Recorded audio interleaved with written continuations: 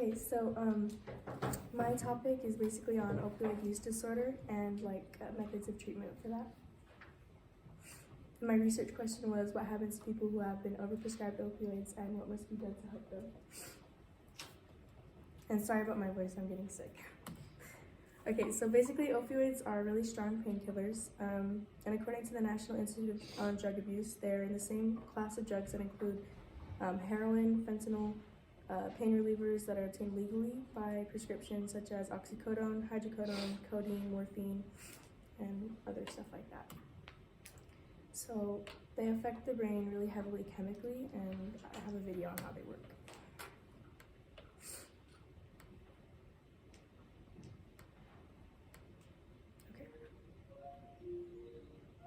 This is Susan. But they all share a chemical similarity to our own endorphins. This allows them to bind to the receptors and stop pain signals. But that's not all they do. Deep inside Susan's brain is a region called the ventral tegmental area, or VTA for short. The VT is full of neurons that produce a chemical called dopamine.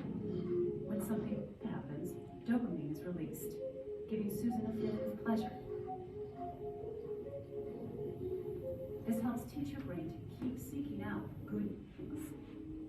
To keep dopamine neurons in check, inhibitory neurons keep the brakes on until something good comes along. Just like the pain neuron, these neurons are covered in opioid receptors. When Susan takes the painkiller prescribed by her doctor, receptors turn off the inhibitory neurons and release the brake on the dopamine neurons. The rush of dopamine temporarily eliminates Susan's depression and anxiety, and she calmness, and even euphoria. As Susan continues to take the painkillers, her brain responds, trying to regain its balance. Her inhibitory neurons work hard, even when the opioid receptors are activated, and it becomes harder and harder for her dopamine neurons to release dopamine. Susan needs to increase her dose of painkillers in order to feel comfortable. This is called tolerance. Eventually, Susan's pills run out. Over loose, clamping down on those dopamine neurons and shutting them off almost completely. Now, not only is Susan in pain, but the depression and anxiety come back. On top of that, Susan feels ravaged by an inescapable physical sickness far worse than any flu. Susan is going through withdrawal. Most take opioids for a long time. Okay, so my project specifically focused on people that develop opioid use disorder off of building tolerance over time and increasing their dosage. And opioid use disorder and abuse can lead to compound drug use disorder. And when people run out of pills to take, sometimes they'll turn to things like heroin or any other type of thing that will provide that relief. It can also result in overdose and death. So, how many people died from opioid overdose from 2021 to 2022? Does anyone have a guess? 1,000. 500,000. So, a little bit less than that, but 109,000 people died from opioid overdose in just 1 year. And this is a dramatic increase from the years prior. It's getting worse. There's a fentanyl crisis going on right now. I think you might have seen it on the news. But basically the competing sides that I had chose to speak about in my essay were about treating opioid use disorder either chemically or emotionally. And so when targeting opioid use disorder chemically, there's things like medications for the treatment of opioid use disorder, or MOUDs like buprenorphine, partial opioid, or methadone. From a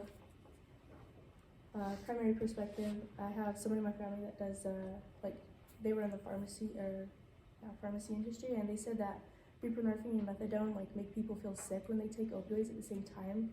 So it creates a negative association with taking opioids, and they're a kind of partial opioid. Targeting them emotionally and mentally, there's cognitive behavioral therapy, which deals with your internal mechanisms and stuff like that. And there's 3 specific categories that researchers have been able to categorize cognitive behavioral therapy in, and they're labeled as waves. So wave 1 focuses on intervention and goal-oriented programs. Wave 2 is cognitive processes like your internal mechanisms that influence emotion and behavior.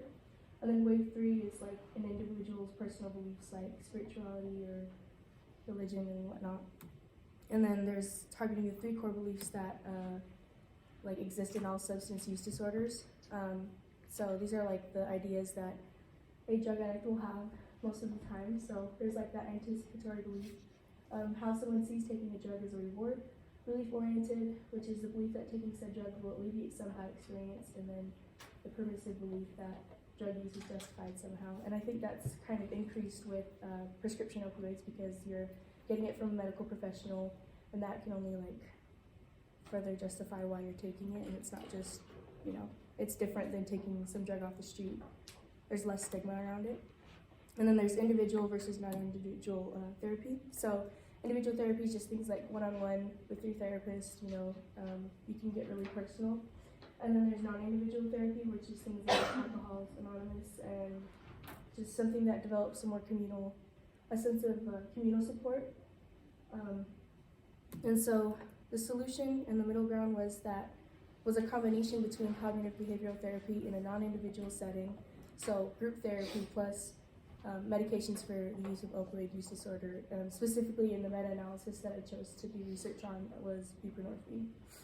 However, my opinion is that I think that there's more research that is needed to find more definitive answers, and everyone brings different circumstances and experiences to the table when it comes to addiction, and so there needs to be more flexible answers and solutions that can benefit the general public. And I just think that finding the most answers is the best, because then it can apply to a wider range of people.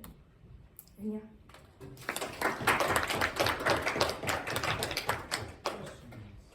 Do you know how long the opioid crisis has been going on for? I think it kind of started in the 90s-ish. Like that's when it started to pick up. But it's just gotten progressively worse. But there are more restrictions now on like how doctors are prescribing opioids and things like that. So some of the responsibility has been alleviated from Big Pharma, but there's still like individuals that are, you know, making it worse. Do you think doctors should just stop prescribing them completely? I don't think so. They're pretty effective, and it's actually unethical to not help someone that's in pain, but I do think that there should be some type of like monitoring or more monitoring. Like doctors will prescribe opioids and they say that they'll track, you know, like how much or how well you're doing based on how many pills you're taking, but that's not, you know, very individualized. Like I feel like they still slip through the cracks, and there's still so many people that like just take a bunch of pills and then wait until their next prescription. Has like somebody's ever died from like the opioid thing? Has the what happens to the doctor? Like, do they get fired? Like, what happens there? Everything that I've seen is that there's not much responsibility. Like they don't really take accountability for it, because I mean it's not like the doctors are like putting the pills in their mouth. It's the people themselves that are overdosing. Yeah. But I do think that there should be more restrictions on like how high you raise the dosage over time. Like there should be more, like I said, monitoring. Last question. Why do we give out on the opioids? Why can't we find something else instead of this, and there's so many deaths? There actually are like other alternatives, but they're kind of like stigmatized by the public. So like medical marijuana, not legal in a lot of states, or but opioids are used to treat most of the time like chronic pain patients. So people need to take them, and there's not like a lot of other research being done. And from what I understand, like synthetic opioids are pretty cheap to make. So it's like not, I mean, it's just easier to make them than it is to find other solutions. Okay. Thank you.